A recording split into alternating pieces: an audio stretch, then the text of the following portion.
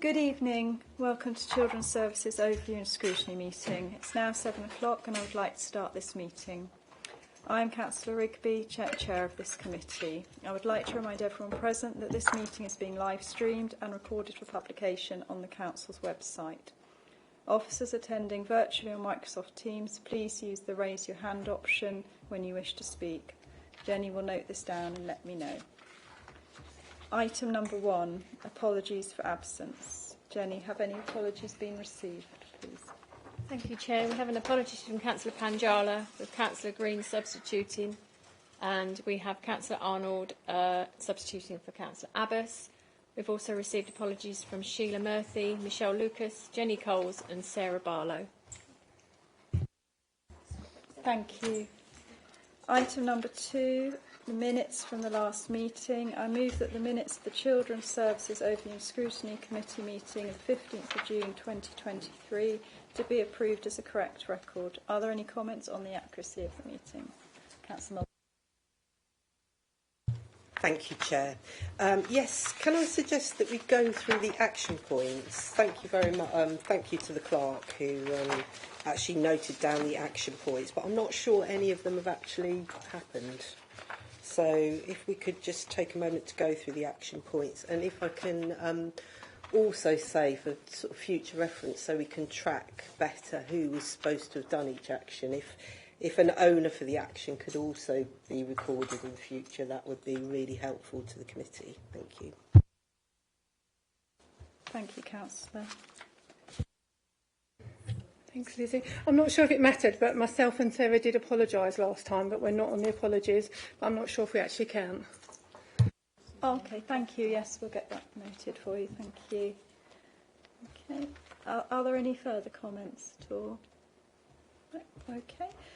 The minutes are approved. Can we go through the Through yeah. Now? Yep, no, that's fine.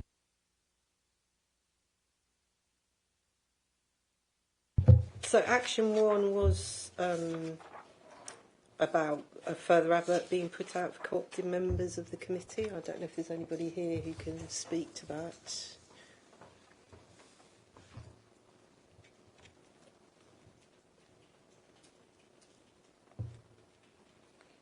No. Can that be recaptured then, Jenny? One, yeah. Yeah, Sure. and whoever is supposed to be doing that be identified.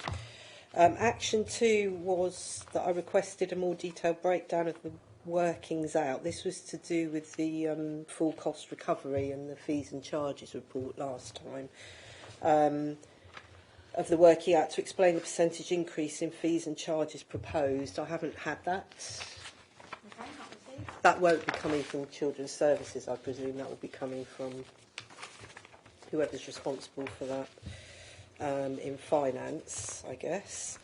Councillor Panjala requested a breakdown of the number of permanent social workers and agency social workers. The Assistant Director of Children's Social Care and Early Help agreed to provide this after the meeting. I don't know if that's happened, and Srikanth isn't here today. Councillor Modani requested confirmation of the total number of social workers employed by the council. I don't think I've had that. I will make sure I do that after the meeting. I'm sorry about that. Thank you. Councillor Panjala requested a breakdown of the difference in pay for agency social workers and permanent social workers. Is that something you can also provide, Janet? Thank you. The Assistant Director for Education, who's not here, will review the appeals processes outlined in the refusal letter for home to school transport. I'm trying to think if we had a conversation about that in a one-to-one. We may have done, but I still haven't had that confirmed that that's been done. And also, Michelle was to confirm to me how many children have lost home to school transport. I mean, I did a search in my email before I came out. I couldn't remember receiving that. I've got no record of receiving that. So that also needs to be recaptured. Thanks. Thank you. Okay, so the minutes are approved. Item number 3, I've agreed to one item of urgent business and asked Sarah Williams to provide an update on RAC, please. Chair, can I just...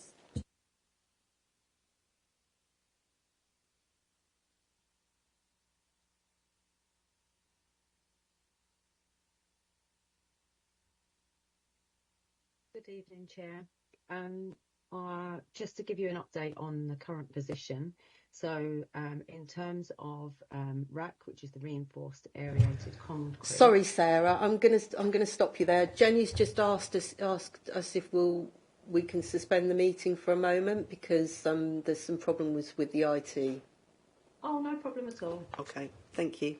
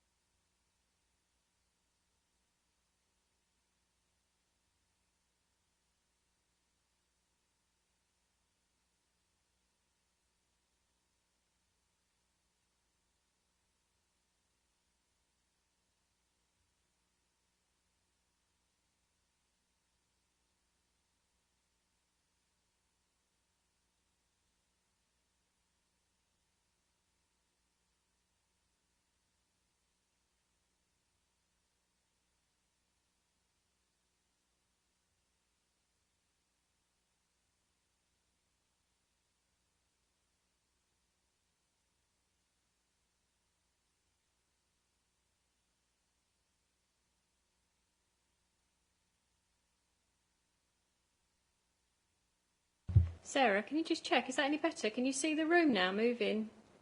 I can now see the room. Perfect. Thank you, Jenny. Just move back just a second then.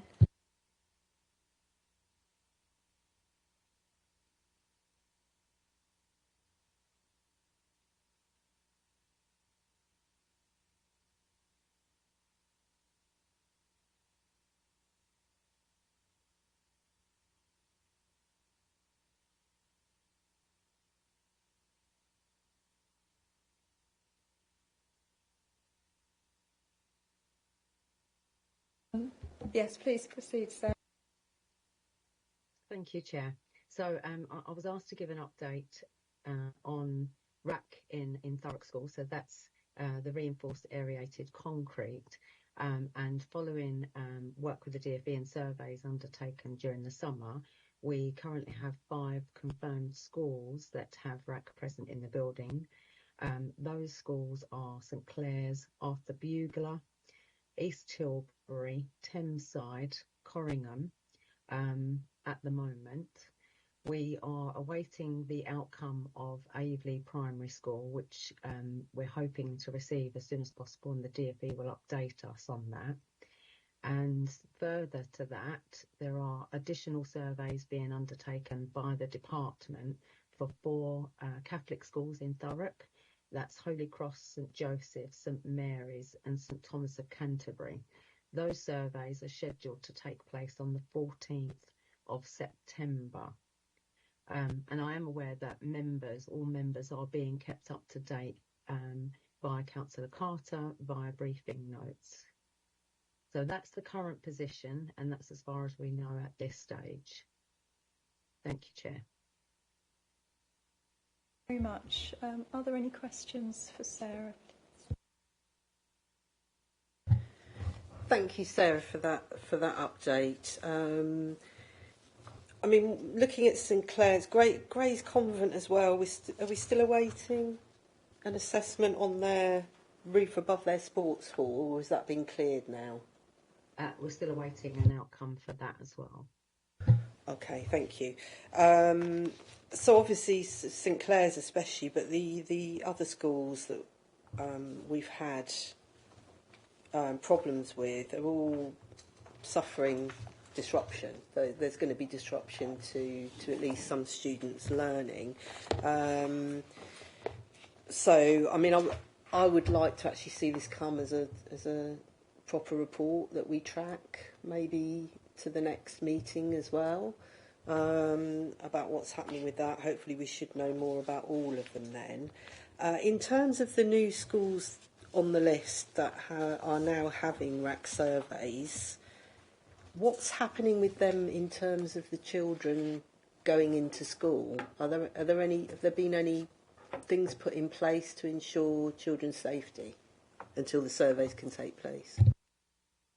At this stage, I'm not aware of any mitigation plans or anything that's been put in place. I've only been made aware of that today. So it is something that we will continue to work with the DfE and in partnership with those schools to understand, why, sort of if there are any potential areas. But these will be initial assessments. Can I ask, is the DfE now sharing information with us? Because in a previous briefing, we were told that the DfE was not sharing information with the council. We were having to go to schools to get the information from the schools directly. Yes, I can confirm that the DfE are sharing information with us on a regular basis. Good. Well, that's more helpful. I couldn't really understand the reasoning behind not sharing information with the local council.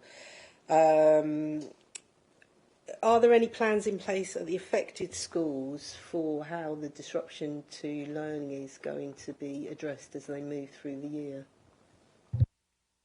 I think at this stage, and I'm sure our members have been updated, and obviously parents have been communicated with. At this stage, all of the primary school students are having face-to-face learning, although they may have been moved to alternative classrooms within the school, so they are remaining on the school site. St Clair's has a mixture of remote and face-to-face learning. Year 7, 11 and 12 are all face-to-face learning. And my understanding is, and 8 and 9 there is a mixed timetable. Communication has been sent to parents, and there are plans in place between now and the 16th of October, whilst they, work with the DfE on further mitigation plans. So as we know more, we will be able to share, perhaps in future briefings and in a full update report as you've requested. Thank you. Thank you. Any further questions? Hi, Sarah. Hello. Just to help me catch up, have there been any incidents in these affected schools, with this sort of RAC?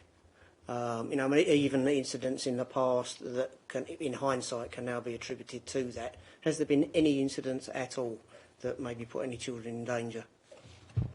Or have put children in danger? No.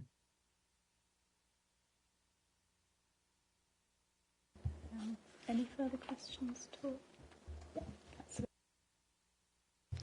Hello, Sarah. I've just one question regarding the schools that are going to online learning. What factors are going to be put in place for the parents who may have to go to work and may not be able to stay at home with those children?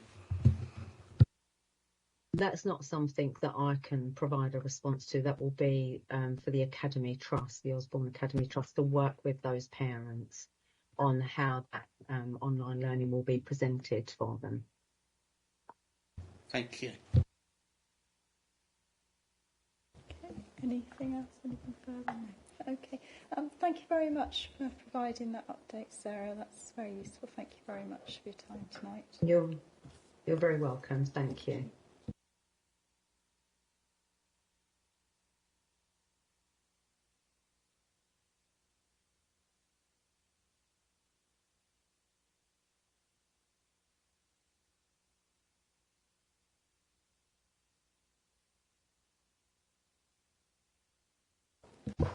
Good evening. We have Molly here this evening who's going to provide the update for the Youth Cabinet. Good evening all. I hope you had a lovely summer. Just to make you aware that the Thurrock Youth Cabinet were on a summer recess from the Friday the 21st of July till Monday the 4th of September, and no meetings took place during this time. Therefore, I will provide you with an update of our work from before the summer recess and then share our future work plans now that we have returned. So, as a part of the Youth Cabinet's ongoing work with Essex Wildlife Trust for the Next Door Nature project, 10 members of Thurrock Youth Cabinet, along with Essex Wildlife Trust and the Riverside Community Big Local Group, completed a successful community litter pick on Wednesday the 28th of June at Falcon Woods, Grays. Thurrock Youth Cabinet were keen to host the event and clear the community of woodland and of the unwanted rubbish and waste. And there's quite a lot of photos from what we did there. Residents were also invited to join in the litter pick, in which 2 members of the public took part in it and helped to fill 14 bags of litter in the process. Thanks to the success of this event, the Youth Cabinet, working in partnership with Essex Wildlife Trust and the Riverside Community Big Local, will be holding a small community event at Falcon Woods on Saturday the 16th of September. This is an opportunity for residents to drop in, share their views and learn more about the work that the groups have been doing. We look forward to sharing the news about this ongoing piece of work. Local plan. At June's working group meeting, we continued our interactive workshops with Thurrock Council's local plan manager. This month's workshop was slightly different. We grabbed our clipboards and pens and ventured into Grays High Street with Thurrock's local plan manager to carry out a place check. So what is a place check? A place check is the simplest way of finding out what a place and what people can tell us about an area and start the process of making change for it to happen. For us, this was an exciting outing where we were able to learn and practice a new skill with the support of the local plan manager who guided us through a task as we walked through the high street. On our journey, we discussed the space, the buildings and noted down what we liked, disliked or what we could do with improving. At the end, our feedback was collected up and shared with the relevant teams at the council to inform growth plans for the area. We found the site to be really interesting. We looked at Grace High Street with different eyes and discussed how small changes can make a big impact. Over the summer, some members carried out place checks in their own local communities, and they plan to feedback their thoughts with the local plan manager at the September's working group meeting. British Youth Council events. BYC YouthCon. On Saturday, the 1st of July 2023, 7 members of the Youth Cabinet, along with 2 workers, travelled up to London to take part in the British Youth Council YouthCon event. It saw over 200 young people come together for a day of discussions, guest speakers, workshops and campaigns all around youth voice and making it a positive social impact. The event enabled us to develop our campaign and public speaking skills, build our confidence and improve our ability to express ourselves verbally whilst feeding into the Food for Learning campaign work. The day was extremely valuable to us. The BYC Annual Conference. On Friday the 21st of July, Thurrock's Member of Youth Parliament headed to Leeds University for a weekend residential to take part at the British Youth Council's annual conference. The weekend's focused around Food for Learning campaign and creating a Food for Learning bill. The MYPs across the country debated and voted on the 5 chapters for the bill, which is now being drafted and ready for the House of Commons sitting in November. The Thurrock young people will be given a chance to discuss and vote on the topics around Food for Learning campaign in the coming months and have the opportunity to take part in free school meal lesson plans via their schools. The outcome of these votes in Thurrock will lead into the Food for Learning bill, which the MYPs will debate and vote on at the House of Commons sitting in November. The Thurrock's MYP is looking forward to hearing the thoughts and opinions of the other young people in the borough and being part of the Commons sitting. Members of the Youth Cabinet thoroughly enjoy attending the British Youth Council events. They are crucial to our development as we bring back what we have learnt to our local areas and begin to take action and make a positive social change. Dr. Dave Smith. On Tuesday 11th of July, 4 members of the Youth Cabinet met Dr. Dave Smith, Chief Executive and Managing Director Commissioner during a visit to the Inspire Youth Hub in Grays. The meeting is a part of a range of visits by Dr. Dave Smith across all services. The 4 members enjoyed the meeting with Dr. Dave and spoke to him about the Youth Cabinet's work. This included the recent Youth Wellbeing Day at Grangewaters Outdoor Education Centre, the Falcon Woods Litter Pick and Grays, and their work with the local plan manager on new emerging local plan that young people have a voice on the future of the borough that they live in. In November, Dr. Dave Smith will be attending one of our Youth Cabinet meetings. We look forward to welcoming him and sharing our views and our progress. Work on the horizon. The Youth Cabinet elections for chairperson and vice chairperson roles will take place next week. At the next ONS meeting, there will be a new Youth Cabinet representative. Developing a new strand to our work to encompass Send Youth Voice, we have felt it for a while that it is an area of growth to ensure that the voices of Send young people are captured in our work. raising knife crime awareness to support with support of the Essex Police, Thurrock Youth Cabinet recruitment drive to replace members that left in the Youth Cabinet in July.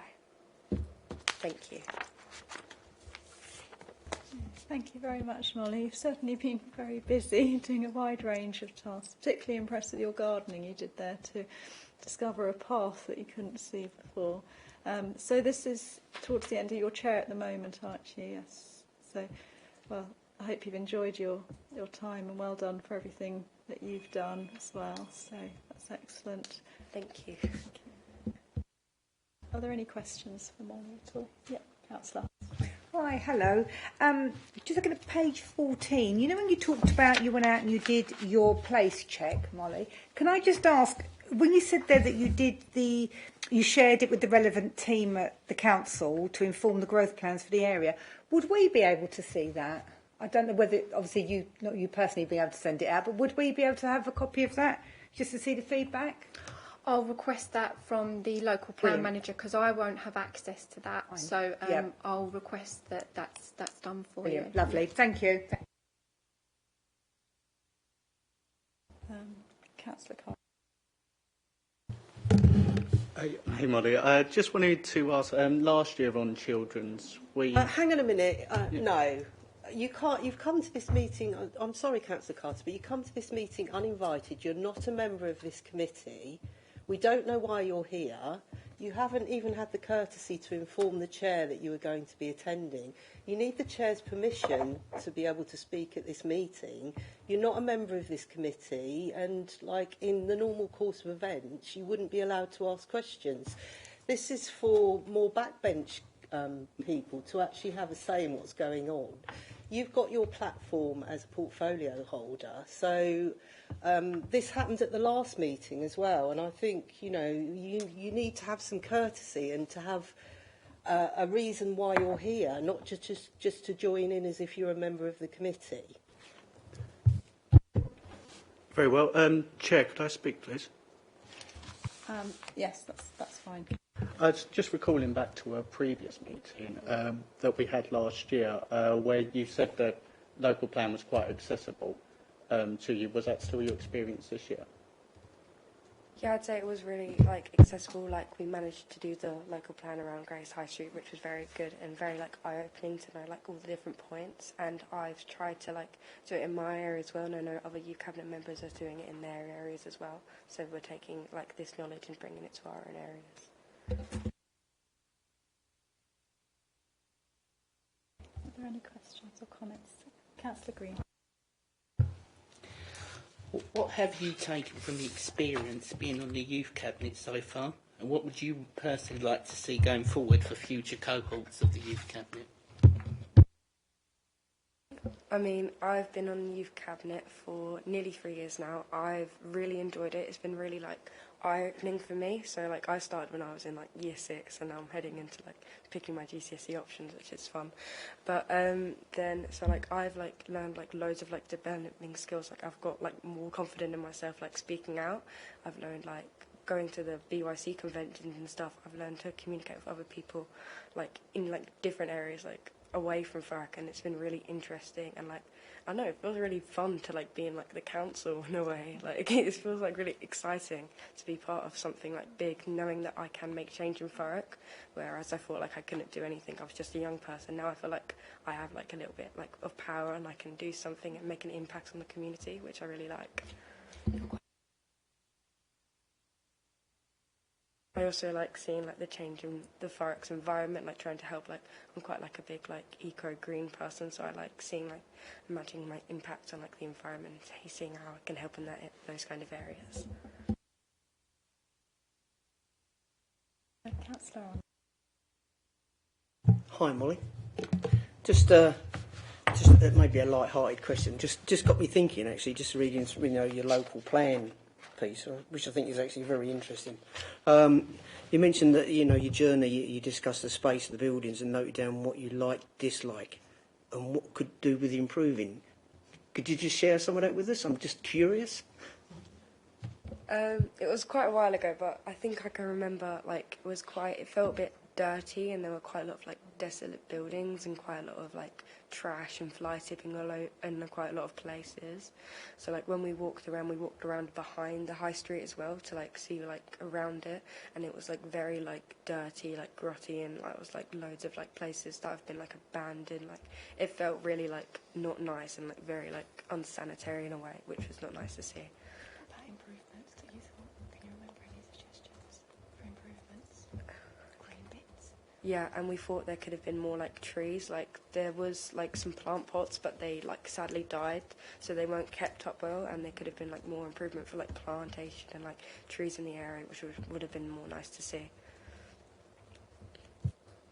I mean, that's great. I mean, it's good hearing it from kind of a young person's perspective, if you don't mind me saying it, but it's an interesting viewpoint, and you can compare it to people obviously much older. So, yeah, I mean, I really take on board everything you've said, actually. I mean, and we probably all kind of share those views, you know, so well done.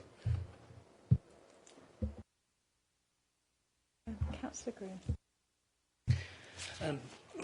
So I look forward to seeing the current work the Youth Cabinet has on the horizon, specifically around recruitment for future members. I am the representative for Open Door Thurrock on the council, an organisation who supports young people here in Thurrock.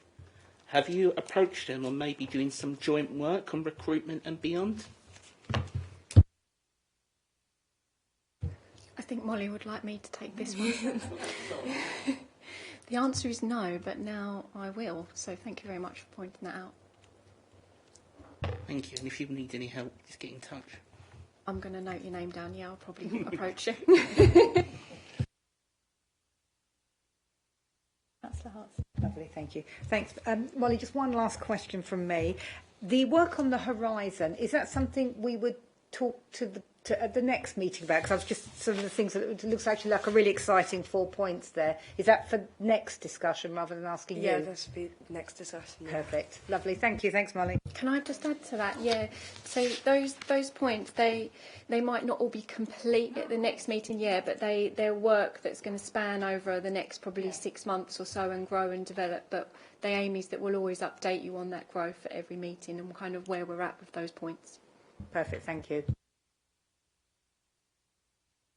Molly, you mentioned that Dr. Smith is attending one of your meetings in November. Would you be able to let us know when your meetings are and things so we can come along as well? Would that be all right? Absolutely, yeah.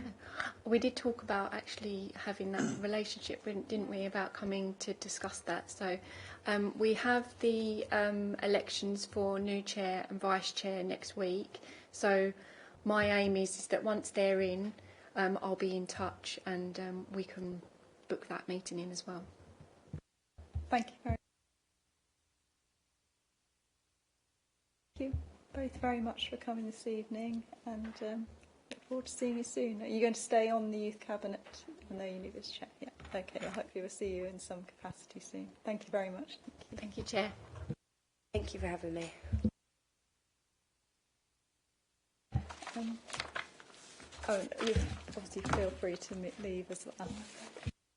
All right. Item number 6 is the 2022-2023 Annual Complaints and Representations Report, Children's Social Care. May I ask Lee Henley to introduce the report, please? Thank you, Chair. So this is our annual Children's Social Care Complaints Report. The detail of this report is contained within the appendix from page 25 onwards. I'll summarise a high level of that appendix, and then you can ask me any questions afterwards. Complaint volumes on page 25. Volumes are similar to last year. 14 received for the reporting period compared to 15 for the previous year, so volumes remain low. Page 26 of the report captures upheld complaints. So reporting of 47% of complaints were upheld. That's 7 complaints from 15. Lower the better for that figure. So the 47% seems high, but it's based on a low number of complaints that's in scope for the report. Page 26 also highlights that we've had no complaint escalations from stage 1 to stage 2. So that's really positive. And that's key because if a complaint is escalated to stage 2, That will be a cost to the council because we need to appoint an independent person to oversee that stage 2 investigation. So that's a positive. And on page 26, it also reports that 93% complaints were responded to within the time frame. So in this case, that was 14 from 15 because 15 were closed within the period. Page 27 to 30, that captures our learning from those 7 upheld complaints and highlights which service areas they relate to. And on page 34, it captures the closed ombudsman cases for the period. So there were 2 closed cases and there was no findings of fault for this period. And on page 36 to 37, we've got some information on compliments and some good examples of compliments as well. So happy to take any questions. Thank you. Thank you for the report. I know I've seen this one, as we said, at Standards and Audit a week ago. So it's good to see that the complaints are down on the whole, and the timeliness of dealing with them is improving. And also the fact that you can learn from the complaints as well, and hopefully that improves the services going forward as well. Are there any questions for the? You can go ahead. Thank you. Looking at the complaints, it actually quite worries me because all we ever hear is good news, and some of this is about inaccuracies. There's about an assessment's not been updated for 2 years. Someone was on holiday. Surely that's just bad management, or has the social worker's got too many cases, or is there actually anything that's been in place that, this is quite alarming. These complaints shouldn't be raised because someone's not updated a file for 2 years, if that's actually how I'm reading it is correct. So that I'm referring to complaint number 6. The child's assessment has not been updated in over 2 years. That's shocking. There's no excuse for that, no answer, then that's shocking, and that then should be fed back up the line. Is the social worker trained? Is the manager looking on top of it? Where's the fail in there? It says that, well, it didn't actually say anything. There was a delay in the meeting, an apology. But 2 years? I don't know. I just felt there's not enough meat on that bones for me to be comfortable that that's a complaint that we've actually dealt with properly. Excuse me, that was just one. Complaint number 1. The parents are concerned that the service gave minimal support. The social worker managing case has been spoken to. I mean, I'm sure there's probably more meat on that bone, so excuse me. I'm sure there's more than that. But as an outsider reading this, I was thinking, if one of my team members had this complaint, I would be seriously concerned. And one of them was about someone was on holiday. So surely that, as a team manager, that would be impacting on me as well. So I really want some reassurance that these complaints were looked at and there is correct management structure in place, that these shouldn't be referred. And I know you guys do an amazing job, but just reading that, I was like, no, I don't want to see complaints of this. I want to see good stuff. So, thank you.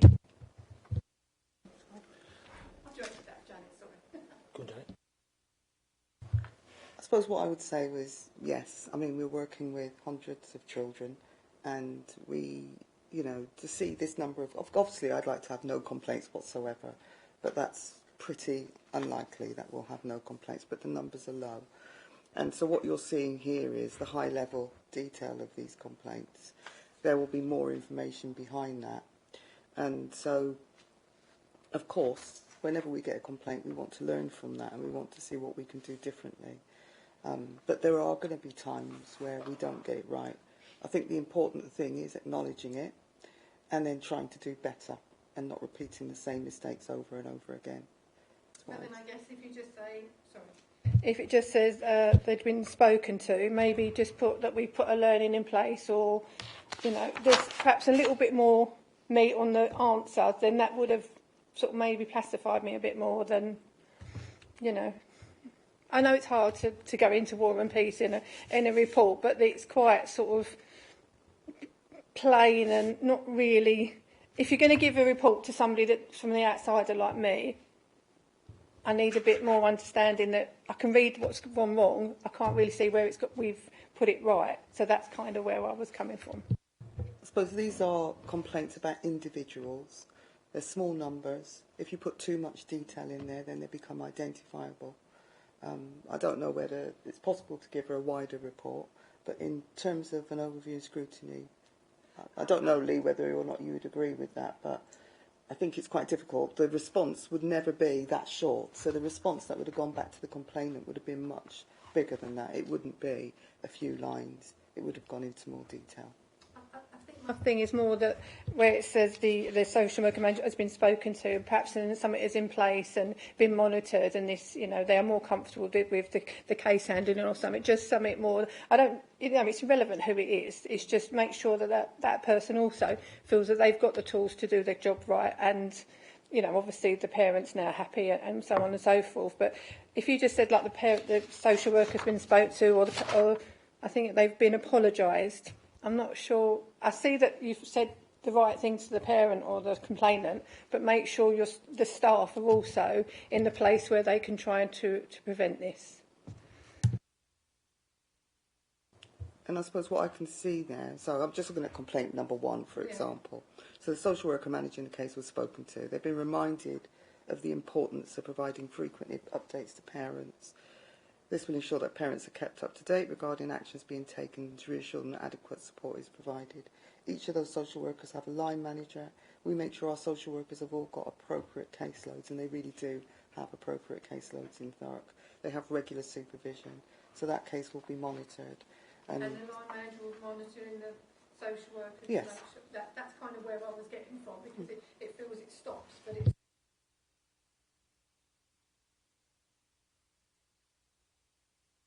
When we did the Ofsted, it was about the case reviews, wasn't it, how many we had? And I know that we put this something in place, and you had a lot more less cases. And then when you see this, and you think, well, we went all through that, where your case numbers were reviewed, and then it sort of just probably I'm harping back from a few years ago when we did all this, and you're thinking, oh, this is coming up now, and should it be? You know, just as it's as much, not as much as about the parents. It's also making sure that we're comfortable doing what we're doing, and the management are looking down the chain to.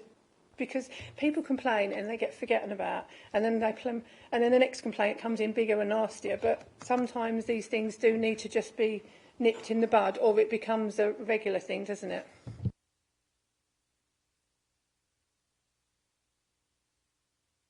Thank you. Councillor Muldowney. Thank you, Chair. Yeah, so, I mean, you're right, complaints are down from last year, and I am quite happy with the report in terms of there's a clear, you know, that complaints aren't something to be totally discouraged. I mean, really, probably there are more complaints out there that people don't always complain directly. They might go on Facebook and sound off or whatever, or talk to friends and family. I mean, I think it's really important to encourage complaints because it is a learning opportunity. I am happy from the report that all of the complaints that have come in have been looked at and appropriate actions have been taken following on from those. So I just wanted to say that, but obviously for each complaint there's a family, you know, there are individuals behind it, which I'm sure you're very well aware of, and you know, it means a lot to that family, and it is particularly bad that that the one that Sally has highlighted, that the assessment hadn't been updated for 2 years. But as I say, I am happy that appropriate action has been taken in response to that complaint, and it's good to see that those complaints are being dealt with at stage 1 and are not moving on to stage 2. So I think, Sally, you can probably take a bit of comfort from that the problems are being nipped in the bud. Obviously the theme's communication, but from having been on the committee sort of in previous years and other committees as well, communication is normally quite a prominent theme in complaints, not just in children's services but across the council. I hope I'm right about that, Lee. You probably got more of an overview to say that, but communication always seems to be a theme. The thing that I wanted to ask about was just about the disabled children's theme, because obviously this time we've had 4 complaints, still small numbers, so I don't want to get too, I don't want to blow it out of all proportion, but 3 of those were upheld, whereas we didn't have any last year. So I'm just wondering, can you give us some comfort that there's not a theme arising, there's not an issue arising with that team, Janet? So, question for Lee and a question for Janet. Thank you. So, in response to your first bit around encouraging complaints, and sort of one of the things we do when we go out into assessments, we always make sure that parents have a copy of the complaints procedure, complaints and compliments, and we devised a leaflet with Lee's team. And that goes out to when we go out and do visits, and we send them out with assessments as well. If we conclude proceedings, we make sure people are aware of the complaints process. So we want people to give us feedback, whether that's good or bad. And yes, when we get a report that says we've had complaints, it's not nice. But at the same time, that's how you learn and that's how you improve. In terms of children with disabilities, I think that's an improving service, actually. And sometimes when things improve, people feel more encouraged and more able to have a voice about the service they're receiving. I think if you looked at where we were with disabled children's services, sort of maybe, 4 or 5 years ago, and where we are now, it's a much improved service in terms of caseloads, managing those, the throughput. I mean, Liz is our new service manager she's not new, you've been here since January, so she's not new anymore. Liz is our service manager for disabled children's services, so she might be able to tell you a little bit about what she thinks might be some of the issues there and how it's being managed. It's difficult. I think it's an incredibly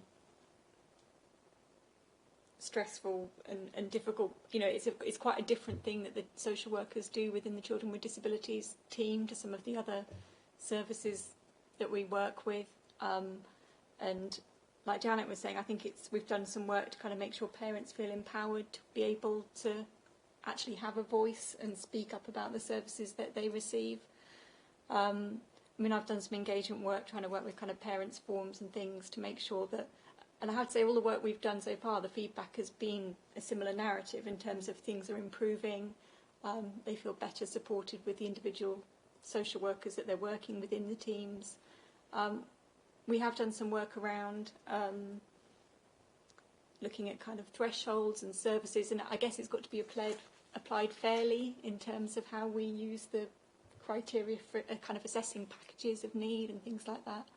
To make sure that actually we have kind of tools for assessing what level of packages families should receive, and that's got to be applied fairly with the resources that we've got across the families that we work with.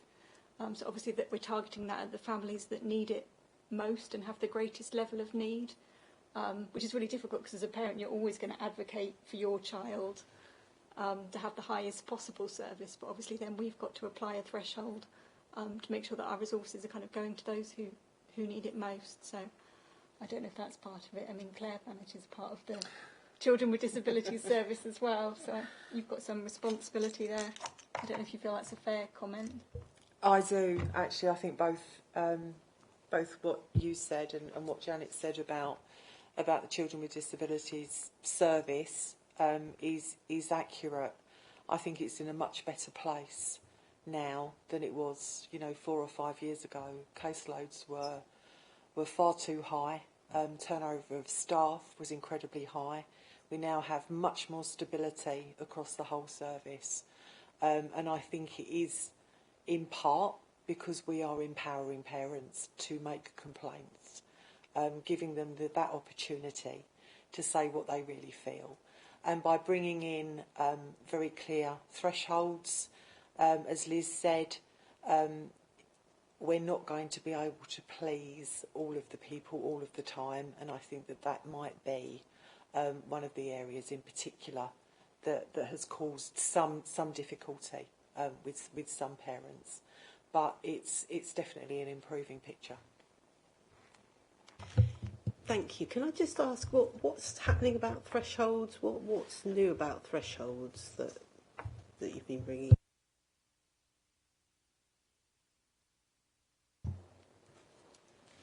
So partly it's about it's mainly about allocation of work. So it's not even necessarily about kind of allocation of resources. It's more about making sure that the children with disabilities team are aiming their resources at the children with the most severe and profound needs, and kind of creating a document that sets out very clearly what that is, what that looks like, just so that we can say that actually that team is working with the children who have the most significant, severe and profound needs, and that's the kind of remit for that team.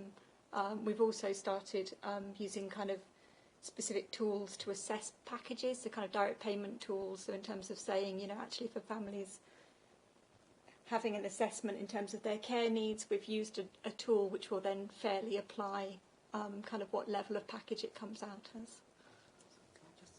Thank you. Sorry, just finally, Councillor Muldowney. So I think, yes, there's been a review of threshold, but that doesn't mean that children don't get a service. It might mean that actually they don't meet the threshold for it to be within the children with disabilities team, but they may be sitting in another part of the service. It doesn't mean they're not getting a service. It just means which children need to sit within children with disabilities and which ones need to sit outside in the other statutory bits of the service. Thank you.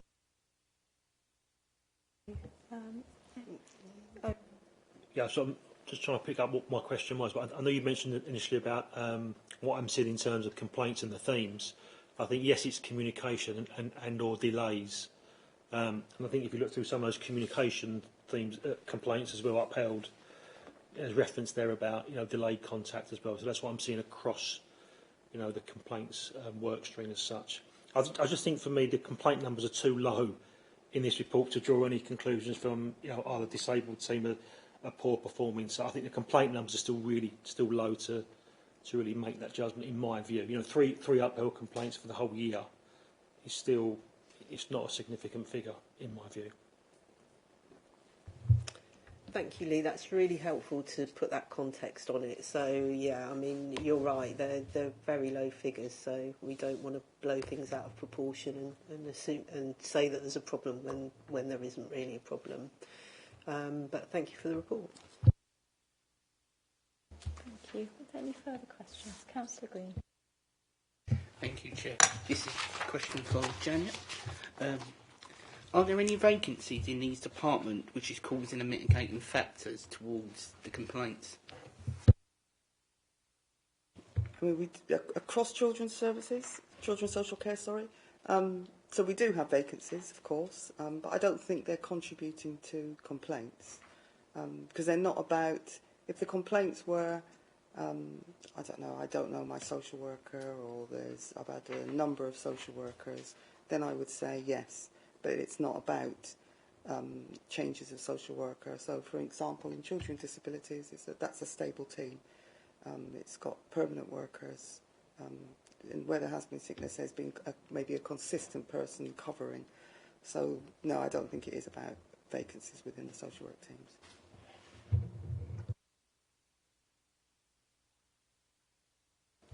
Any further questions at all? Hi. Yeah, I mean, obviously just going through the report at sort of fairly short notice, and it's something that's just really jumped out to me on page 37. It's the benchmarking table there, and it's just observations. Obviously, it says Thurrock has responded within 93% of time, which obviously is very good.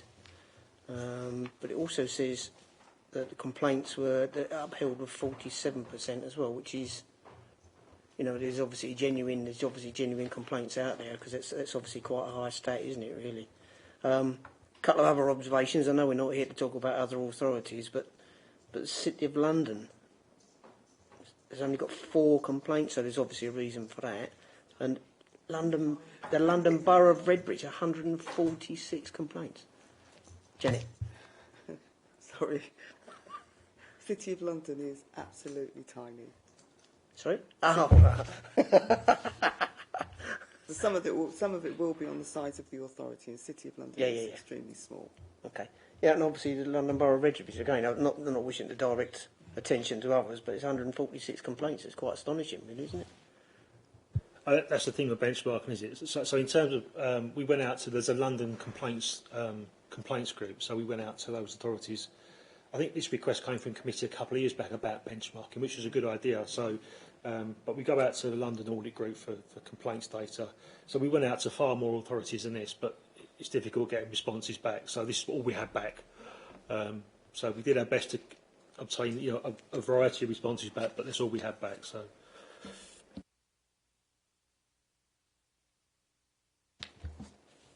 Thank you. Any further questions?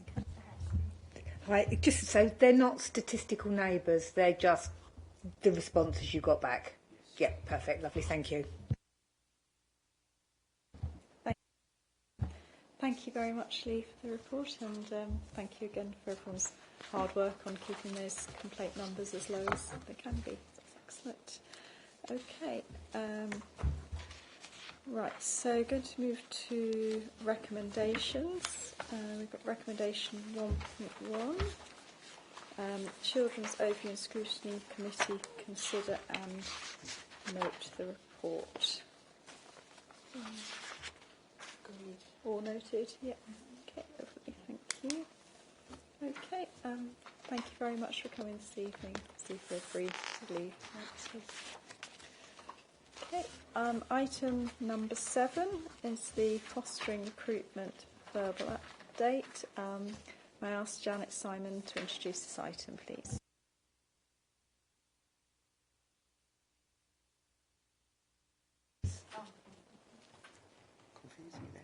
Hi, I'm Liz Shields, and I'm the service manager that covers fostering as well as children with disabilities and some other bits and pieces. So I'm here to give just a verbal update on where we're at. So securing a sufficient number of foster carers to care for our children remains one of our key priorities. We know that there are huge benefits when we're able to place our children locally and also with carers that we know, so that we support them. We can match the children that live with them, and we can support those carers to look after the children. There are national challenges at the moment in relation to fostering recruitment, and Thurrock, it shares those experiences and those challenges. But what I will say is, in this financial year to date, we are seeing some steady progress.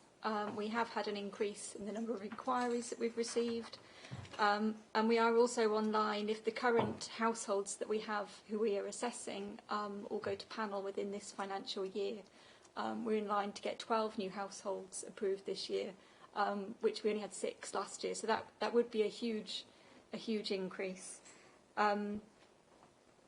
Since COVID, we have seen a gradual increase in inquiries coming through.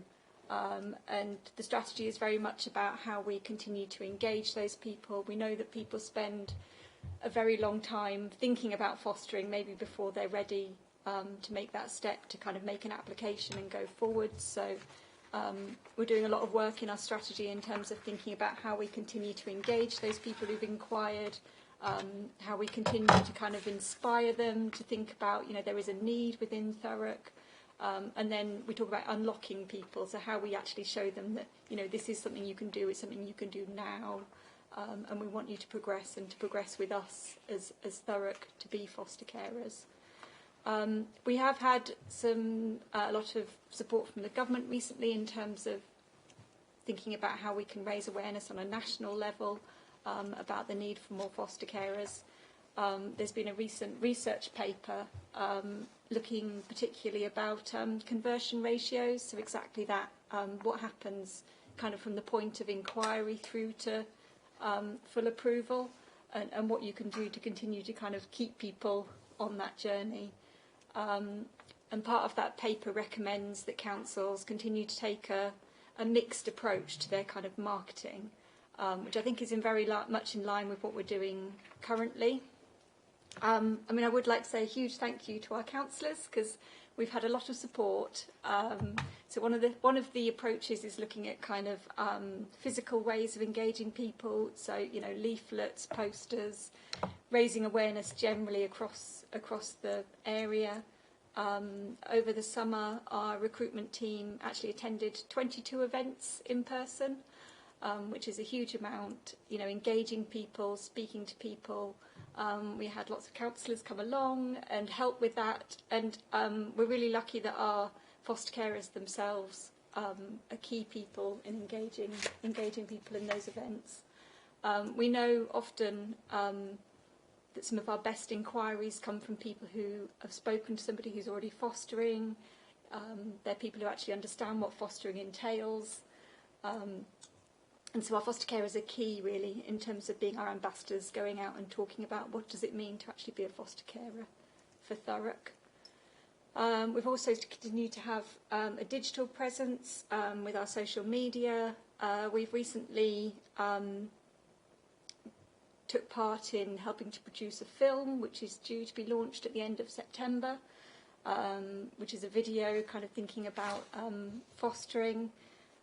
There's Fostering Fortnight every year in May, and we did see a big increase in inquiries. In May we saw 30 inquiries as a result of Foster Care Fortnight. So we're looking to replicate our own week in October, kind of halfway through the year, in terms of Foster for Thurrock week, where we'll hopefully do press release, do a number of events, and launch the film and have a big kind of push in terms of our social media. So that's starting on the 9th of October. We want to do a week. I think the other thing to really think about and that we're focusing on as well, though, is retention. And again, I think we've seen steady progress in terms of our retention, which means that we are getting an overall net increase for the first time in terms of growing our population of foster carers. So I think it's slow but steady progress, and feel very positive about it. And I think our carers feel positive at the moment about being foster carers for Thurrock. Thank you very much. I'm glad you mentioned retention, because that was going to be my first question. How long do you find foster carers do foster for? Is there a sort of average period of time, or does it really, really vary? Well, I think it's difficult to have an average. A lot of our carers have been foster carers for a very long time. We've just like to plan our foster carer awards, which will be in November, and I think we've got one carer that's due to get a 35-year award, I want to say, which is our longest serving. We had one last year for 40 years. Was it 40 years? Yeah. So some people foster for a very long time. I don't know if there's an average, but what I'd say is most people who foster for us currently are kind of established, and people tend to stay. It's a real community, the benefit of fostering for the local authorities, we have support groups, they make friends, and it's just a really supportive community, and you feel part of that community. And they're so engaged in terms of kind of coming to events and speaking really positively about us. Yeah, thank you very much for the report and for everything you're doing. Are there any questions from members, please? Councillor Arnold. Hi. Hi. I'm very good at writing lots of words down, but I'm not so good at putting them all in into cohesive kind of things to say, actually. But I do want to say I have actually been along to quite a few events.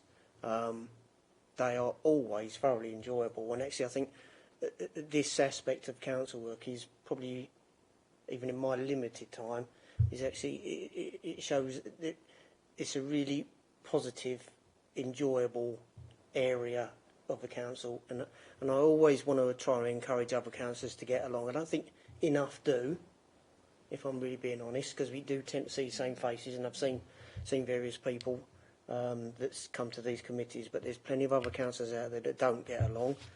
They could do themselves a real favour, actually, because, as you said, there is a real community sense there, isn't there? A feeling within these, within the service. When you actually get out and actually speak to people, it's really, really encouraging, and you always come away feeling a little bit more knowledgeable, and actually having a real good empathy with the people and actually what they're doing.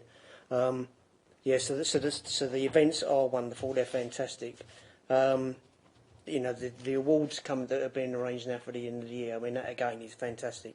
and 35 years. It's just incredible, really. I mean, the dedication that these people show, and it's, again, at the events you can really see that. Just going back to an earlier point, you said, the increase in inquiries. Where predominantly are they coming from now?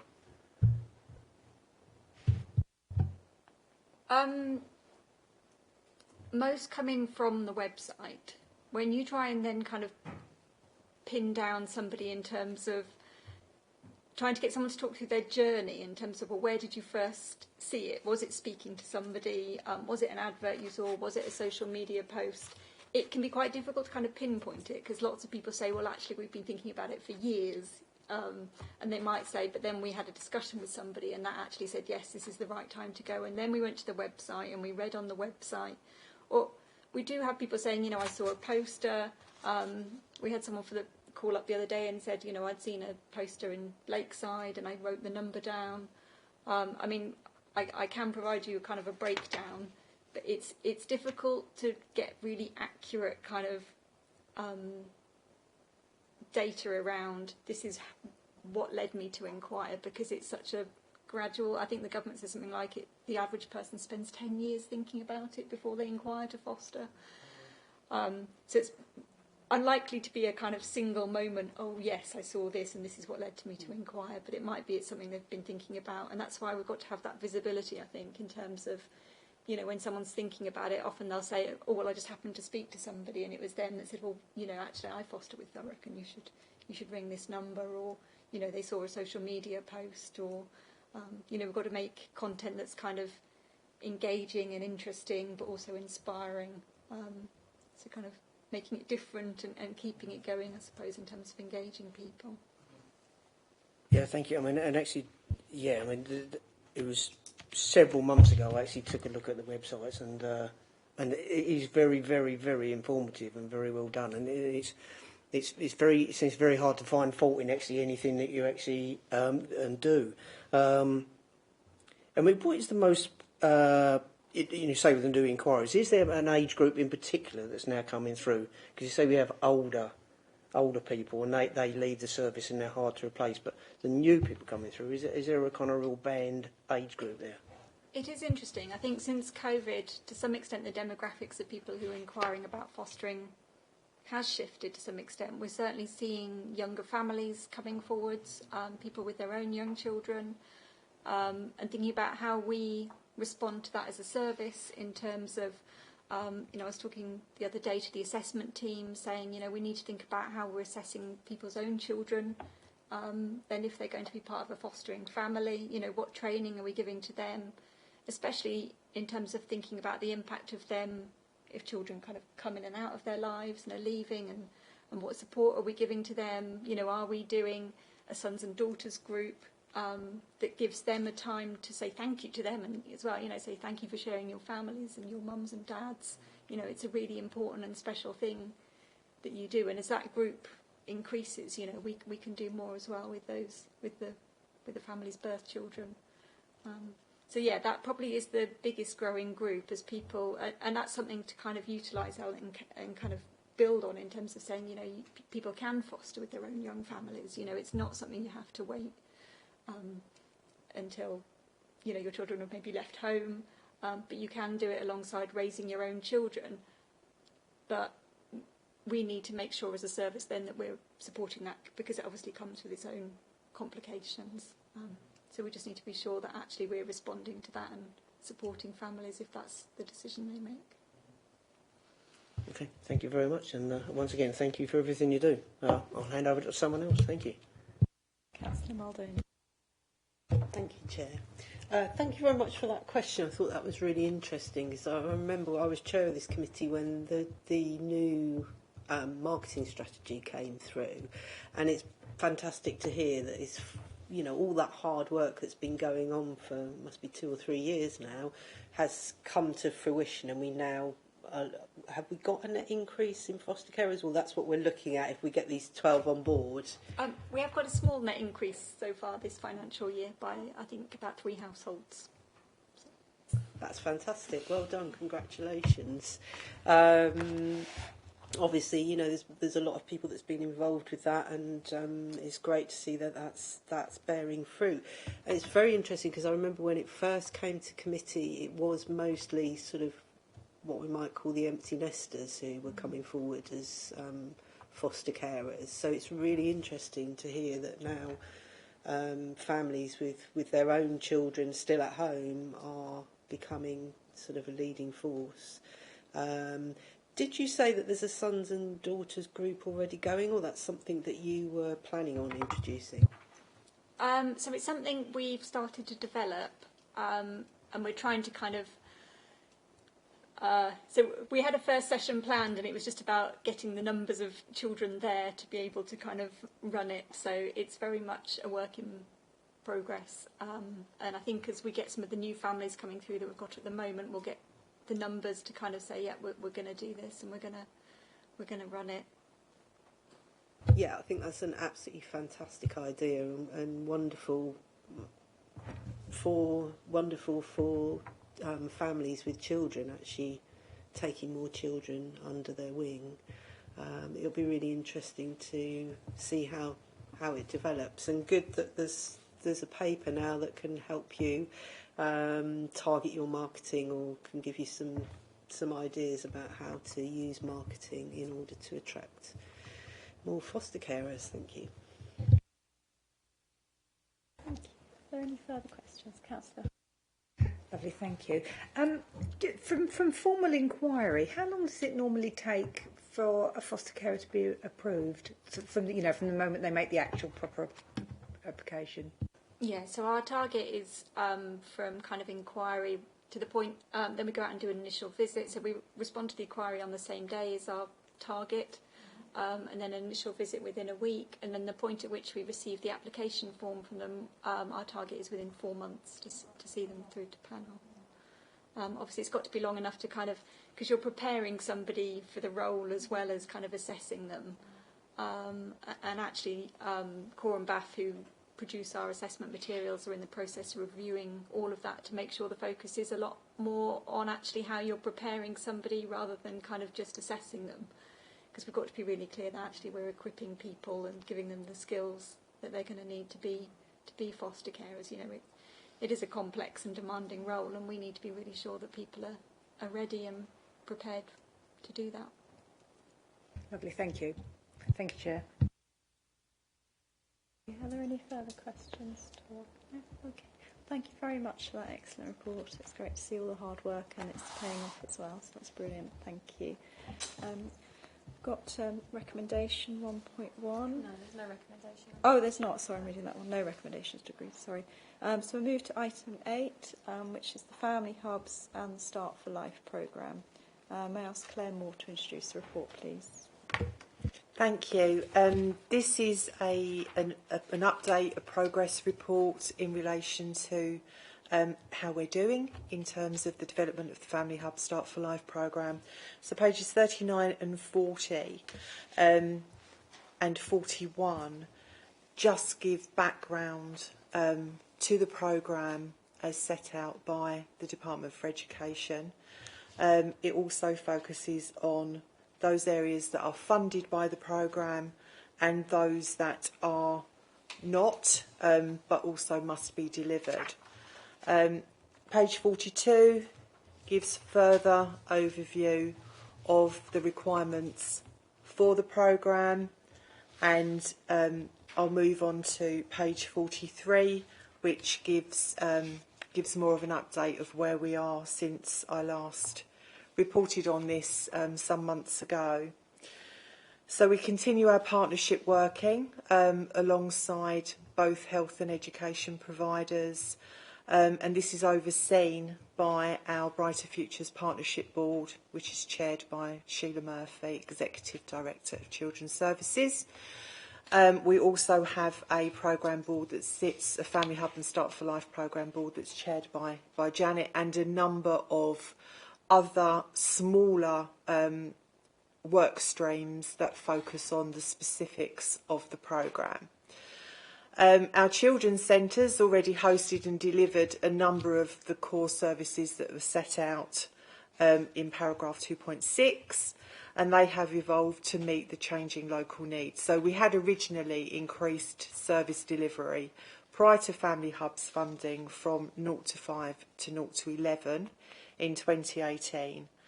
And the service was already underpinned by 3 Family Hub principles of accessibility, connection and relationships.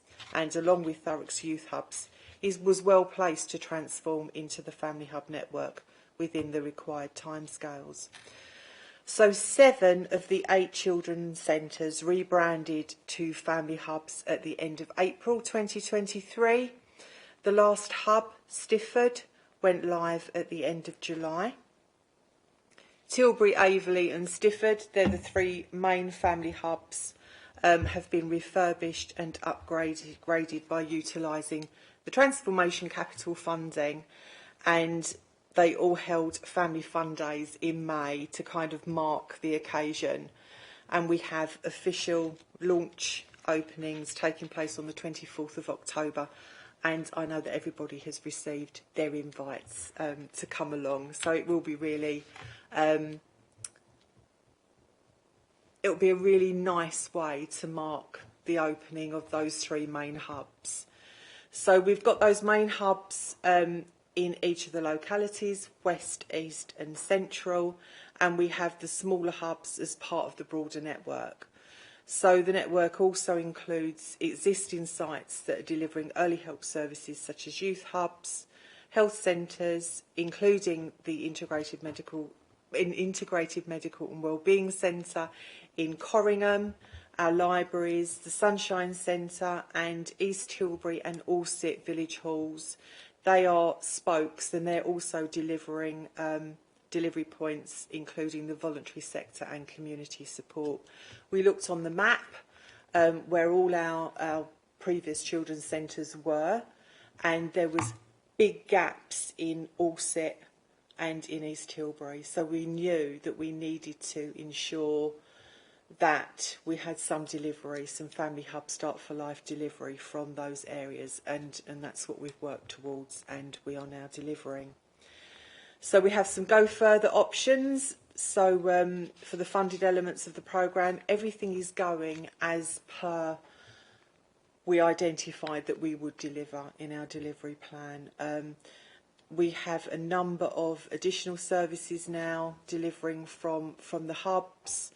A number of core services like housing, midwifery, debt and welfare advice, domestic violence support, reducing parental conflict, stop smoking support. The list is endless. We have oral health and weight management. We have really concrete plans in place on how we're going to deliver those from the hubs, and working alongside colleagues in public health and the ICS on how we're going to deliver that. We have parent carer panels in each of the localities. I think they're due to have their 3rd monthly meeting this month, and they are very well attended. We thought we would have difficulty in recruiting to those panels. We have a dedicated parent carer panel coordinator who's leading on the implementation of those, and they're going really, really well. So they're doing some, they're looking at our website that we have in place that went live in April, the Start for Life website. They're looking at that, giving us feedback. Some of the feedback they've given us, we've already made those changes. They're also observing some of the sessions taking place at the hubs and giving feedback on their views on those. And they're also going to look at not just the local authority side of this, but also our health partners and public health deliverables.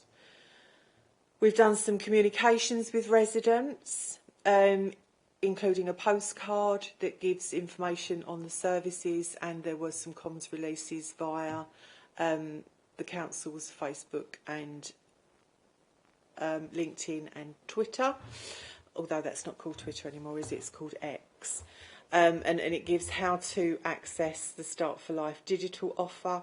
We are, we've had the translation done in a number of languages. I think it's 8 alternative languages using the most recent census, and we're hoping then that we can engage some of those seldom heard groups. So we're already meeting the requirements of the programme. The funding and the agreement from DFE didn't come until February of 2023, and we're already in now partway through, even halfway through year 2 of the programme, and it is a 3-year programme. But there is no risks identified that we're not going to meet the programme requirements and the targets for completion. So I'm really pleased to inform you of that. Any questions? Thank you very much.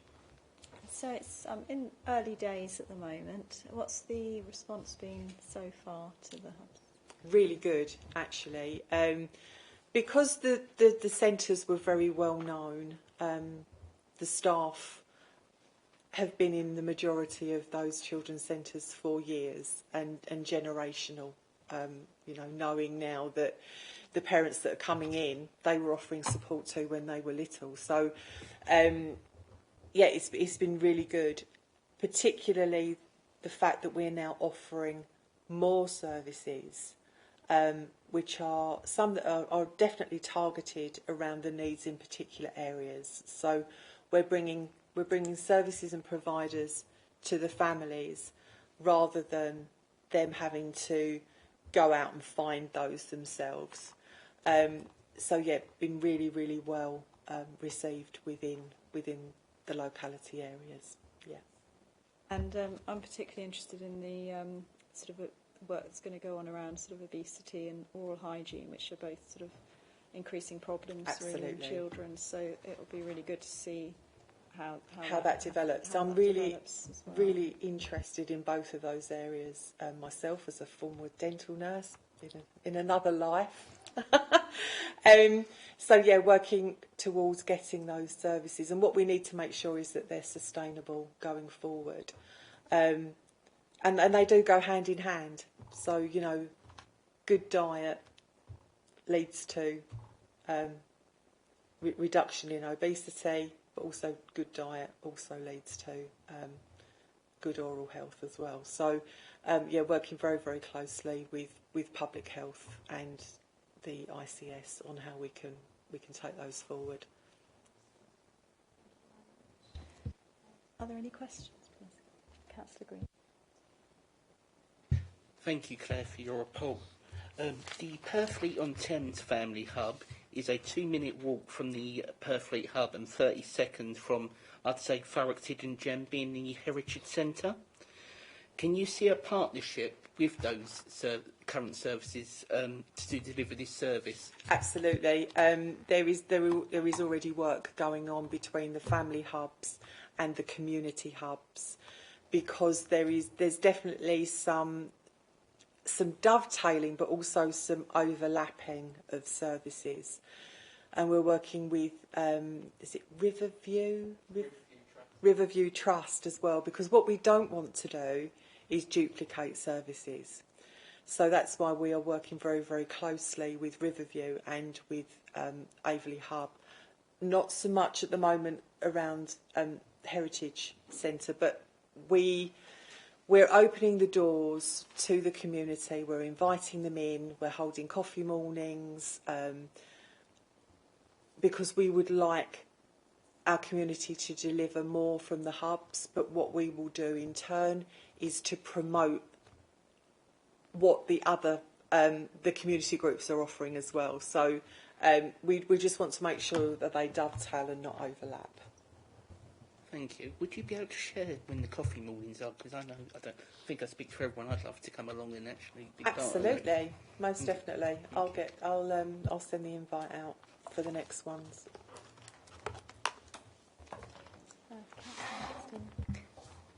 Thank you.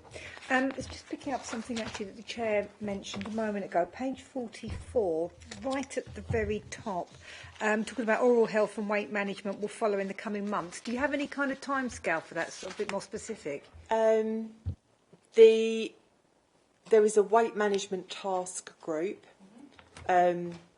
which I'm part of. I don't chair it, but I am part of that group that's being led by Public Health. There is a programme specifically for children called Henry that we are using some of the Family Hub money for the 0 to 2s, and it's going to be funded through some public health grant for the rest of it. There is a training offer for staff, and we've been offered 18 places on the Henry training course, which then we'll be able to train our hub staff to be able to deliver weight management support within the hubs. In terms of oral health, I'm doing the interviews alongside the ICB on the 15th of October, I think it is.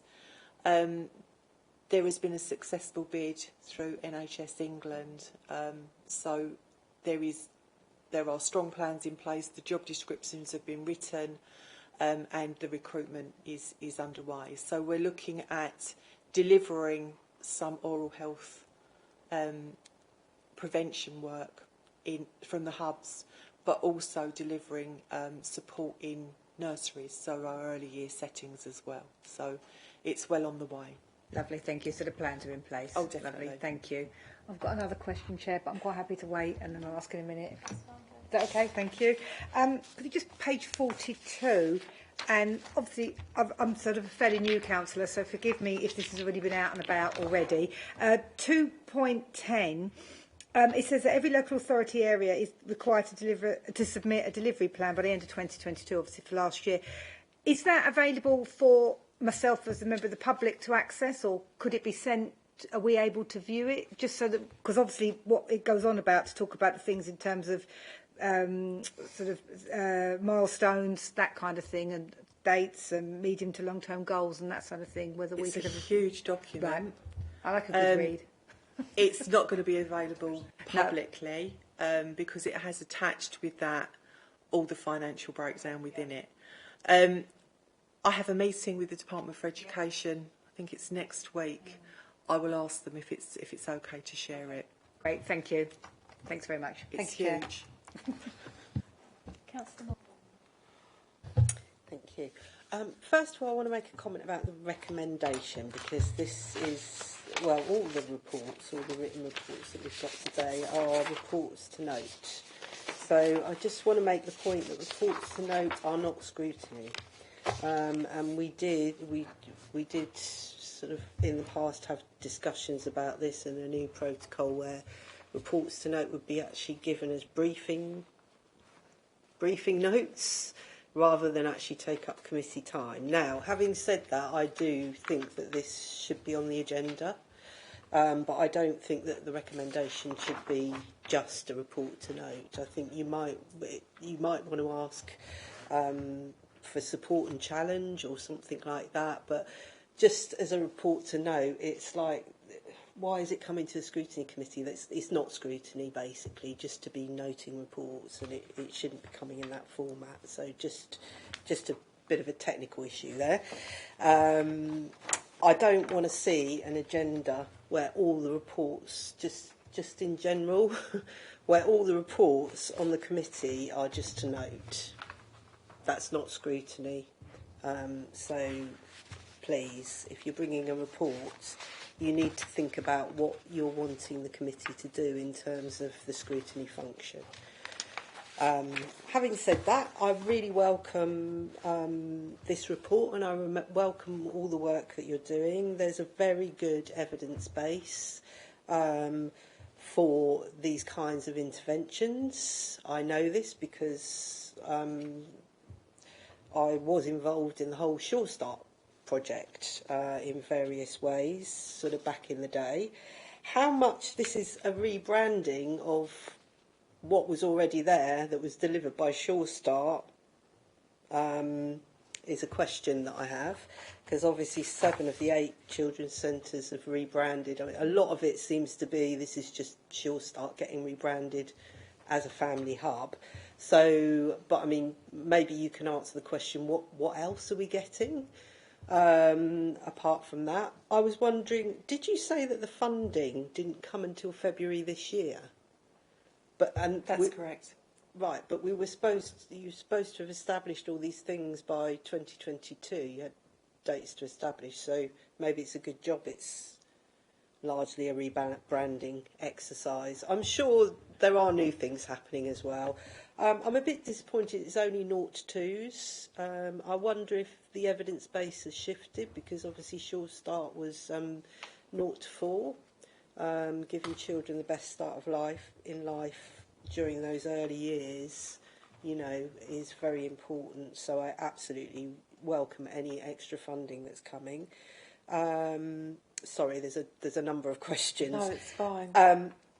In addition to the funded elements, the elements that you have to deliver from existing funding services, I just wanted to ask a question about how is that being funded, because obviously given the council's financial position, although it sounds from some of what you've said that a lot of it's coming through different funding streams, perhaps through our health partners and other pots of money, but I just wanted to be reassured about the level of risk that we're not going to be able to deliver it because of the financial situation. So maybe you could talk a little bit around that. But thank you very much for the report.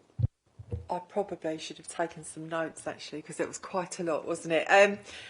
Going back to the Sure Start element, yes, there are some similarities with the Sure Start programme, and some of the family hub managers were around in the Sure Start days. So, you know, they're saying that there's definitely some similarities. It's far more multi-agency partnership based. It's not just a local authority delivery.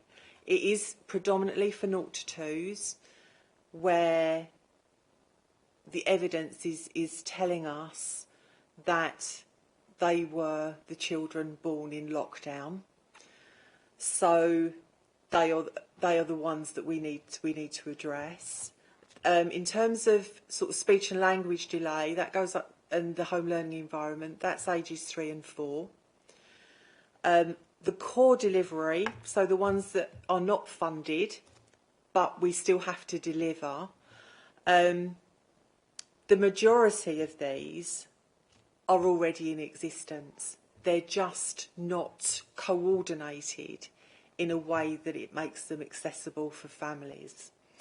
So in terms of activities for children 0 to 5, interactive stay and play, that's the bread and butter of the children's centres delivery. So they are continuing to deliver those, but actually they're delivering more of those. Debt and welfare advice and housing support, we have surgeries now at the hubs where members of debt and welfare service and housing are coming to do surgeries there. Domestic abuse support, we have changing pathways that are coming and also offering surgeries to families. And early childhood education and care, that's around the financial support for nursery provision, so the 2-year funding, the 3-year funding. All the staff are trained and are able to support families to apply for that funding. So there isn't anything on here that is requiring new money, so and nothing that is exceeding the council's current budgets. So it's what we were providing previously, but it's just more coordinated and delivered from hubs. Thank you. That was a very good answer to most of my questions. So thank you. I think that's probably covered everything. So thank you very much. Thank you. Any further questions, comments from anyone at all? Okay. Thank you very much. So we will move to the recommendation that members receive this report for information, note the progress of the requirements and responsibilities of local authority areas engaged in the family hubs and Start for Life programme. It's all noted. Okay, lovely. Thank you very much again. Oh, sorry. Could we just add into the notes about what Councillor Muldowney said about noting? Well, I'm happy to accept the noting just for it's there. Yeah, it will be included in the minutes. Right. Thank you. Thank you. Okay. So we'll go to item 9, which is items raised by Thurrock Local Safeguarding Children Partnership, thematic review action plan. May I ask Priscilla, Bruce, Annan to present the report, please? Good evening, Chair. Good evening, everyone. I'm here to present the report for the Local Safeguarding Children's Partnership, and this is in response to the request made by the committee at the last meeting. So just to give a little bit of context and background, the thematic review action plan that you have appended at page 51 came out of the recommendations from the thematic review into serious youth violence and gang-related activity, which was as a result of an incident that happened between 2 secondary school aged boys. The incident was reported to the local authority and was presented to the safeguarding partners, and in line with the guidance that sits within Working Together 2018, there was a decision taken that the incident itself did not meet the requirement for a local safeguarding practice review, but what they felt was that there was some learning to be had across the partnership, and then decided that we should conduct a thematic review of serious youth violence and gang-related activity. Following that thematic review, which brought into the arena of the reviewer information, documents, policies and procedures from a range of different areas, the recommendations that you see that sit within the action plan, which are 6 recommendations in 5 actionable areas. So the 6 recommendations broken down into areas that we can kind of identify and attribute work to sit within the action plan. So the action plan that's appended before you shows that we have moved forward and completed 6 of those actionable areas, and 9 at the moment remain amber. All of the actions across the action plan have either been completed or work is started and ongoing, and that's what you see in the action plan today.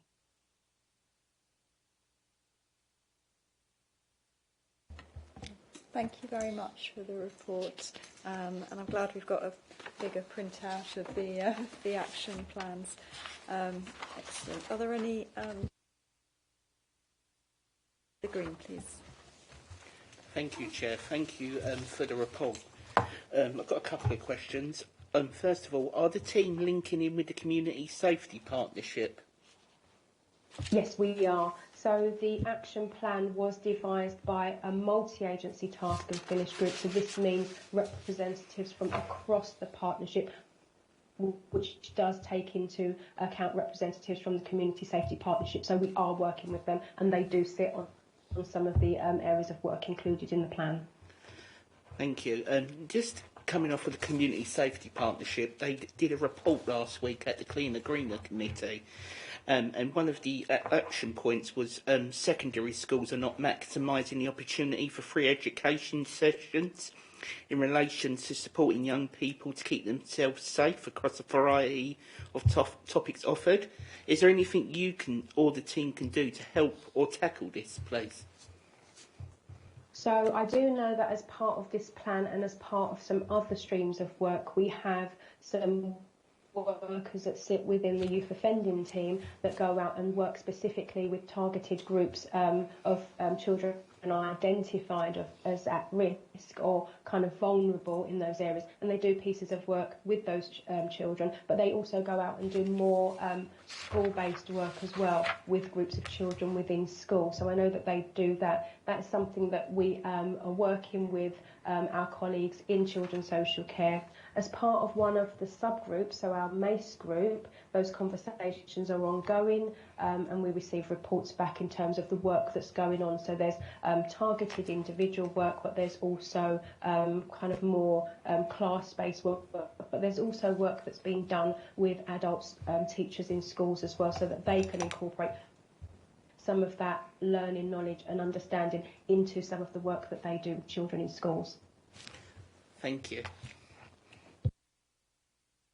Thank you. Any further questions from Councillor Moore? Thank you for the report, Priscilla. You know I always appreciate a rag-rated report, so thank you, thank you very much. And now I can actually read it, thanks to Councillor Hartstein and Jenny for providing. Thank you for providing a readable copy.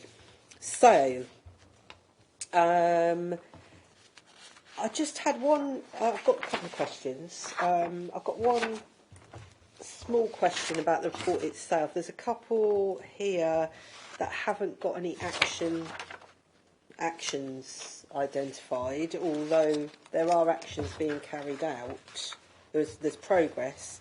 So if we look at 4.1, there's no actions there, and 5.2. So I just wanted a bit of clarity on that. It's good to see that good progress is being made, and thank you for highlighting where there's still progress to be made. Can I ask, do you rag rate in terms of, you know, going to blue once something's fully embedded? That was yes, my other. We do. Brilliant, thank you.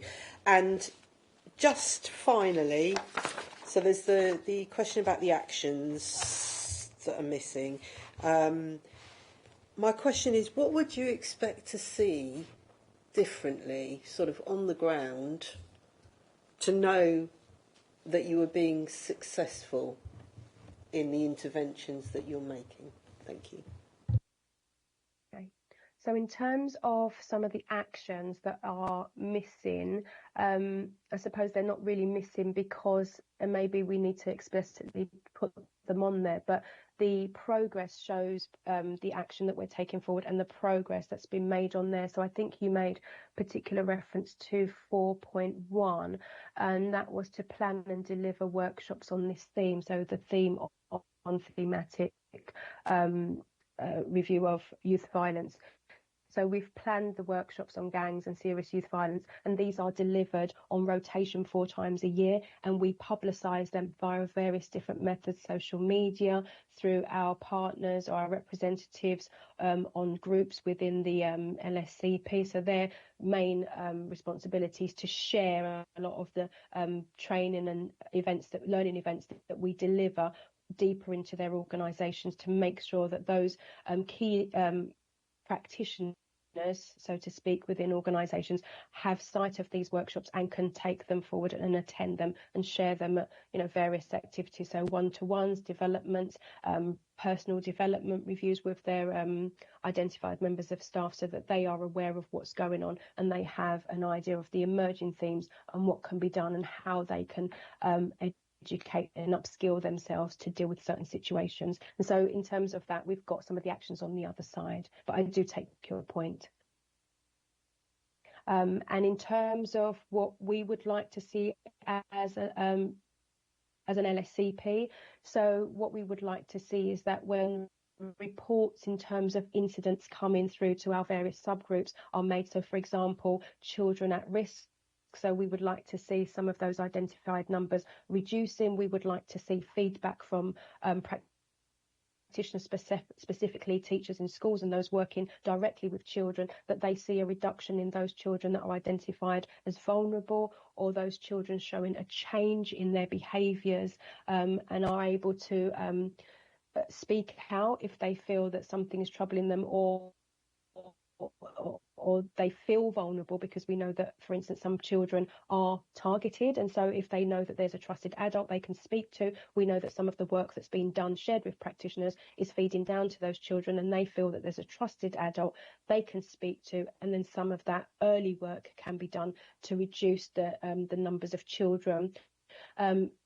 Also, once we've laid that foundation and children and young people are telling us some of the things that they're experiencing and identifying maybe areas and hotspots, we feed that back into the system so we know where the intelligence is, and we can then put services and interventions in place to mitigate some of that those incidents. Thank you.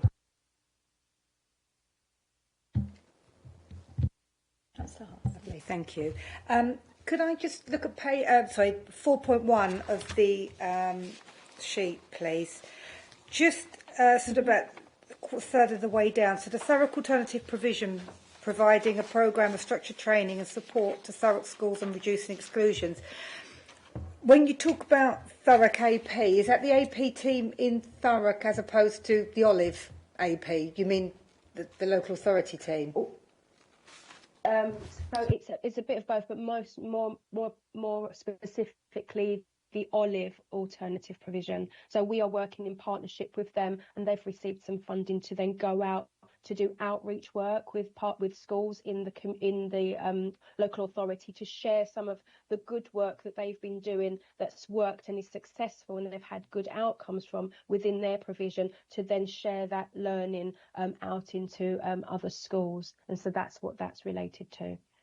Thank you. So it's more around enabling schools to support the behaviour of the youngsters in the schools, as opposed to the senior leadership to change their practice in terms of exclusions. So it's a bit of both, because that work then goes into school, so the leadership, but also with the children. So the work that they do with the leadership is to kind of find tools in order to deal with some of the situation and help and support some of those children so they don't get to the brink of exclusion. And then we know what happens and what, you know, the outcomes are for some children that then go down that route. So it's really to kind of make sure that we're getting to those children early so they're not falling into the exclusion category. Lovely, thank you. And I think, sorry, I'm on a roll now, sorry. I think you covered it slightly a moment ago, just in terms of funding. So is that traded, the Olive? Do they have to buy it in the schools, or is that a free service across all secondary schools in Thurrock?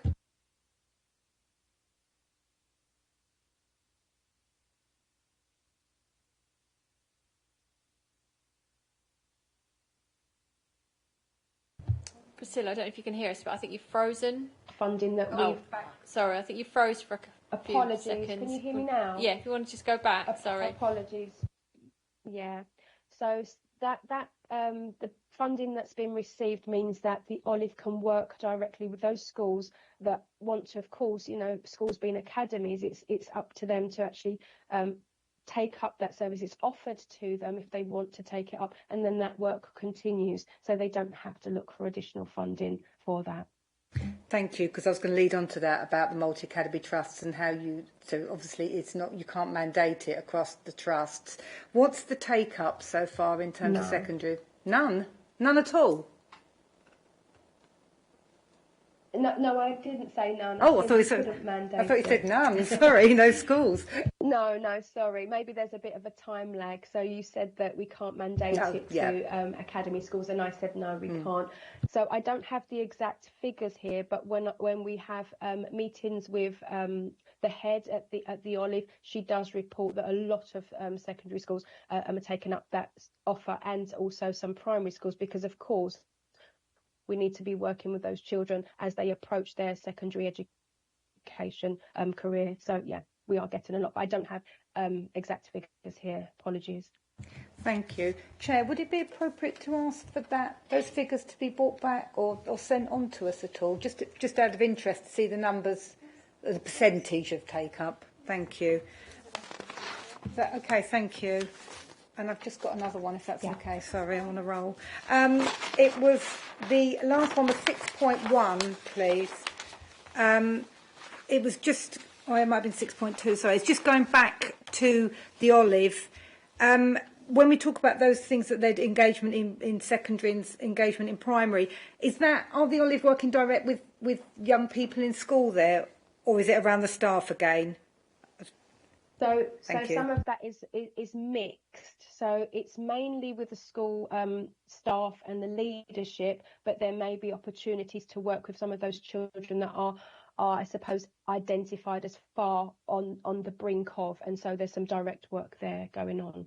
But that work is coupled with the work that sits with the workers that sit within the youth offending team that go out to secondary and primary. So they may do a little bit of work, but there's some joint discussions in terms of who's doing what, so everyone's clear on which children are being worked with, who's being worked with, and what the adults in those schools are supported with. Fantastic, thank you. Thanks very much, it's really helpful. Thank you. Thank you, Chair. Any further questions from anyone? Councillor Mulder. I think it's more a comment than a question. I mean, I really do welcome this work that you're doing, because obviously there have been lots of concerns raised about gang activity within the borough, and I'm just really welcome the work that you're doing. And if this results in referrals to your agencies down the road, if it really works as a preventative measure, I'll be very happy with that. So we'll look forward to having updates about the success of the programme further down the line. Thank you very much, Priscilla. Thank you. So is that it for questions or comments? Okay. Well, thank you very much, Priscilla, for your report and attending tonight. Thank you. Is there a recommendation? Yes, I'll go to that now, yes. So we just need to move to the recommendation, which is recommendation 1.1, that the committee note the progress made on the thematic review action plan to date.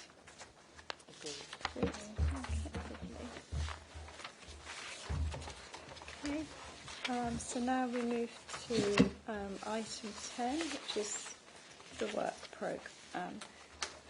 So do members have any comments or anything that they wish to add? I only note that there's 9 items, and previously that's a bit top heavy for the meetings. On previous meetings we've said probably how long it's taken us today, and we've had 5 items.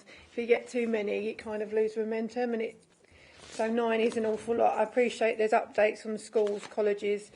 It might not take so much, but probably I wouldn't want to add another item if anything, look to reduce one. Is this for the November one For the you're November referring one. to?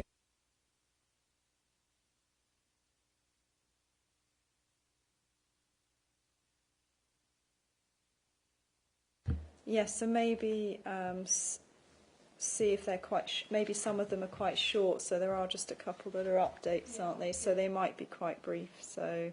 Or we did read before and then just add questions if we've got them. Yes. That much, condense it. But yeah, I'm just thinking of timescales. Okay.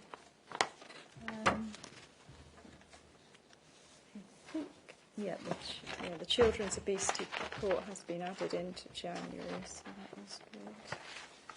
Is there anything else we were looking? Maybe something can be shifted to the January or March meeting. Yeah. It really just depends on how long these reports are. If they're quite brief, it might be that it's not going to be. I'm sure that the timing would have been factored in, wouldn't it, in the planning? It would be, Chair, but I mean, we can speak with Michelle Lucas to see if she will do a briefing note outside of the meeting, perhaps. Perhaps we could pick that up.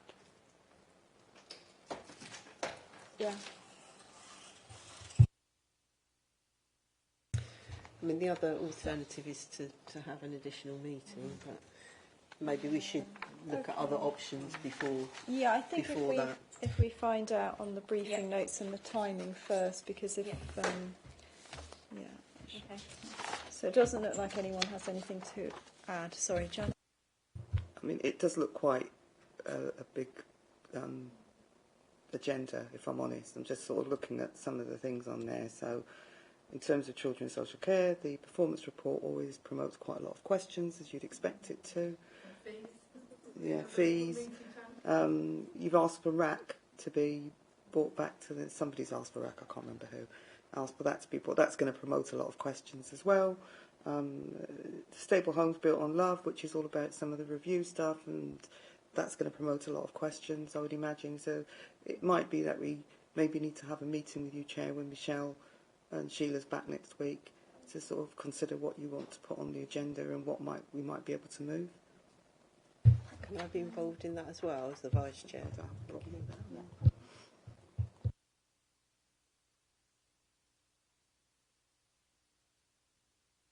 It just seems it's quite a long, because there's quite a few things on January, so to move it to March is quite a long way off, isn't it? So maybe if we have a discussion on really how best to do it. Yeah, that's excellent. Yeah, let's take it offline and. Yeah, thank you. Okay, are there any others? Right then, so I'm not actually sure of the time because this is 20:49. 20:49. Okay. Thank you, everyone. That concludes the business of the meeting this evening, and I now declare the meeting closed at 20:50. Thank you.